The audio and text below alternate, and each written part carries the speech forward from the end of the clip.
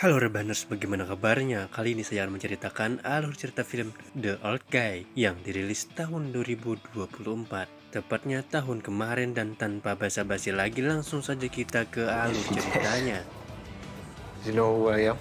Kisah akan berfokus pada seorang pria parubaya bernama Danny Dolin yang sedang memeriksakan pergelangan tangan kanannya yang cedera, di mana Danny memutuskan untuk melepaskan pelindung tangannya dengan alasan sudah merasa baikan. Tetapi dokter tetap memperingatkan Danny untuk jangan beraktivitas yang berat dulu karena ditakutkan akan semakin memperburuk kondisi pergelangannya. Danny sendiri adalah seorang penjual roti di sebuah toko roti kecil di pusat kota, di mana seorang pemuda bernama Ivan pun tiba-tiba muncul dan meminta pertolongannya. Entah siapa sebenarnya sosok si Danny ini. Ivan sampai mengatakan bahwa tidak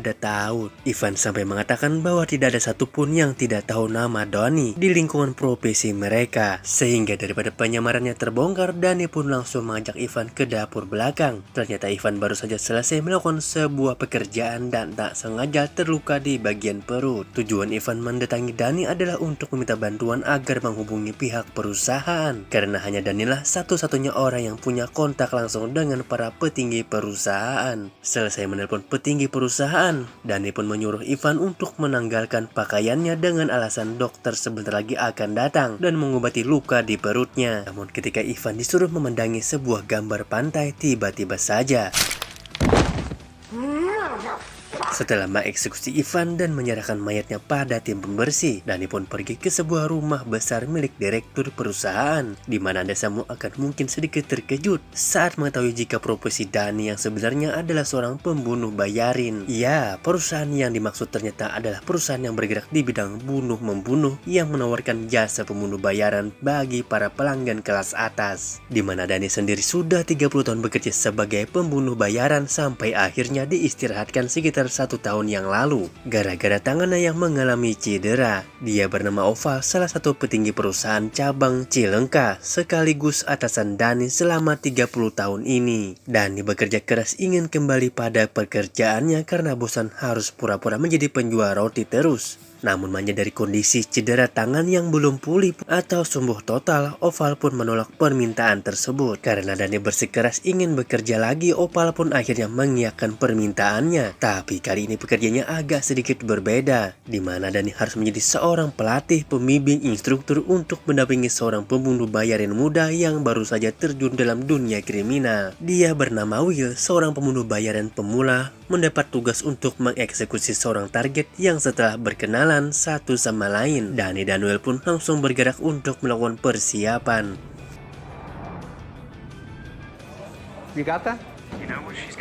Karena perbedaan usia yang jauh, Will termasuk dalam golongan kaum milenial. Danny pun cukup heran dengan Will yang mengecat kuku jarinya. Danny menganggap hal itu sama sekali tidak mencerminkan sosok kejam seorang pembunuh bayaran. Berlokasi di London, Danny pun menemui kenalannya bernama Anata untuk mengambil beberapa perlengkapan seperti senjata api dan lain sebagainya, mana Anata akan sekalian ikut bersama mereka berdua karena kebetulan ada janji kencan dengan seorang pacar di luar. Selesai dengan persiapan, Danny CS kemudian menemui seorang penghubung yang akan memberitahu siapa target yang harus mereka bunuh setelah menunjukkan foto dan lokasi eksekusinya. No, killing bystanders. Prodigy. You're gonna have to separate them. That's why I like the golf course a lot.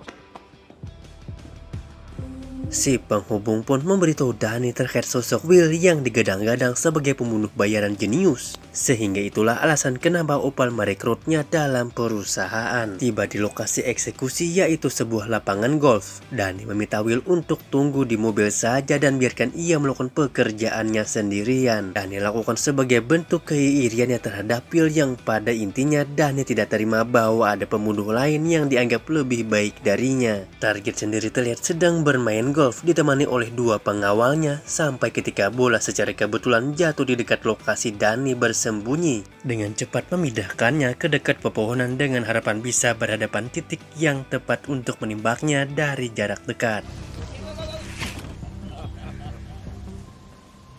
Callaway 2. Dan ya, gara-gara lengannya yang masih cedera, Will pun harus kehilangan si target yang kabur ke dalam hutan. Dan si target naik ke atas pohon yang membuat Danny kesulitan untuk membidiknya. di mana Dani terpaksa harus bersembunyi saat dua pengawal datang mengejar. Yang ketika Dani sedang dalam kondisi terdesak, tiba-tiba ya, dengan kupluk warna pink dengan penampilan yang kurang meyakinkan, Will berhasil menuntaskan pekerjaan dengan cepat dan akurat. Sehingga tak langsung pulang ke rumah, Dani dan Will pun mendapatkan tugas baru untuk menemui salah satu pendidik perusahaan cabang London yang bernama Anton dan asistennya bernama Simon, yang bisa dikatakan sebagai legenda karena sudah 30 tahun bergelut dalam dunia seperti ini. Menjadi seorang yang diminta untuk melakukan pekerjaan yang tidak bisa dilakukan oleh orang lain. Ya, Dani sempat menolak pekerjaan ini setelah mengetahui jika target yang harus ia bunuh adalah seorang petinggi perusahaan cabang Liverpool yang diketahui memiliki puluhan penjaga yang selalu menjaga kediamannya selama 24 jam non-stop. Dan yang membuat Dani cukup terkejut adalah target yang sebelumnya ia dan Will bunuh adalah calon kandidat yang akan menggantikan direktur perusahaan jasa ini. Sehingga sudah jelas bahwa ada permintaan politik dalam misi ini, dan Dani tidak ingin mengambil pusing dengan hal itu. Setelah menerima pekerjaan ini meski terpaksa, Dani dan Will pun berdiskusi terkait lokasi target mereka yang berada di sebuah pulau terpencil. Actually more like an art.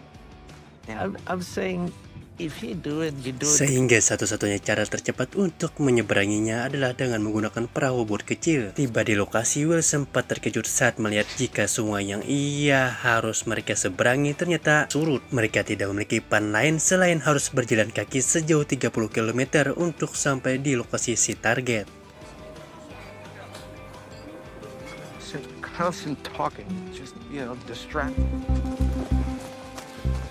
Tiba di lokasi, Will pun langsung mengaktifkan alat khusus untuk mematikan sistem alarm, sehingga membuat mereka berdua dapat leluasa untuk masuk ke dalam. Yang tepat saat Dani akan melakukan eksekusi, muncullah cucu si target yang tiba-tiba meminta air minum. Sehingga setelah Dani dengan baik hati memberikan air minum kepada si cucu si target, ia pun dengan tenang kembali kepada si target untuk meminta sedikit waktu mengutarakan sesuatu. In the head of your trainee when he walks in that door. You don't believe that, do you?